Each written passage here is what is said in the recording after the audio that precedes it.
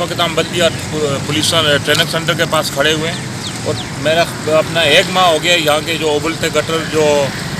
इंतज़ामिया का जो मुंह चढ़ा रहे हैं, आने जाने तमाम ट्रैफिक आप ये सामने देखते हैं, गाड़ियाँ नमाजी हजरात गुजर रहे हैं और जो जितना भी आप ये देखते हैं रोडों की क्या हालत है, तमाम लोगों को परेशानियों का जो सामने है। इस तरफ भी पूरा रोड जो बिल्कुल जो गंदगी का गलाजत का ढेर बना हुआ है, लेकिन इंतज़ामिया DC वेस्ट हैं और जो ये जो मुतलका जो इंतज़ामिया है इनके कानों तक कोई जून तक नहीं रेंगती। बड़े अफसोस से कहना पड़ता है कि सिंध हुकूमत बुलंद बाग दावे करती है,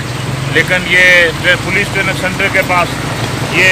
उबलते हुए गटरों का ये हाल है, जिससे नमाजियों के कपड़े भी ख़राब होते हैं और आने वाले जो लोगों को बड़ी तकलीफ़ का सामना करना पड़ता है। हम अवामी मसाइल न्यूज़पेपर के तौसफ से आला इंतज़ामिया से जो तमाम इंतज़ामिया से गुजारिश करते हैं कि इस रोड को फिलफोर जो सही किया जाए और जो भी ये मसाइल हैं यहाँ इनको ख़त्म किया जाए। अली ज़मान अवान, चीफ रिपोर्टर, अवामी मसाइल न्यूज़पेपर, कराची।